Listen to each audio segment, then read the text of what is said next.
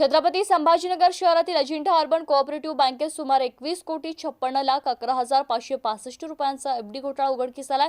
2006 ते 2023 या काळात अनेक एफडी धारकांचे पैसे परस्पर काढून त्यातून 36 एफडी एजंट लोनची परतफेड करून अपहार करण्यात आला। या प्रकरणी अध्यक्ष सुभाष झांबड यांच्यासह 68 आरोपींविरोधात मंगळवारी सिटी चौक पोलीस ठाण्यात गुन्हा दाखल करण्यात आला।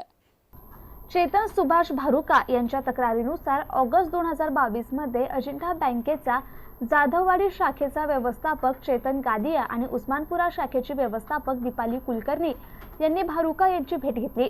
त्यांना इतर बँकांपेक्षा अजिंठा बँक एफडीवर जास्तीचा व्याजदर देते असे सांगितले। त्यानंतर भारुका यांनी अजिंठा अर्बन बँकेच्या जाधववाडीच्या शाखेत त्यांची मुलगी दित्या हिच्या नावाने 15 महिन्यांकरिता 5 लाख रुपयांची रक्कम मुदत ठेव केली। त्यांना 11% परतावा आणि पाहिजे तेव्हा पैसे परत करण्याची हमी दिली होती। आरोपींनी ही रक्कम भारुका यांच्या संमतीशिवाय परस्पर काढून घेत सोपान डमाळे पाटील यांच्या एफडीओडी कर्जाची परतफेड केली। आरोपींनी या प्रकरणात भारुका यांची एकूण 11,35,000ची फसवणूक केली आहे।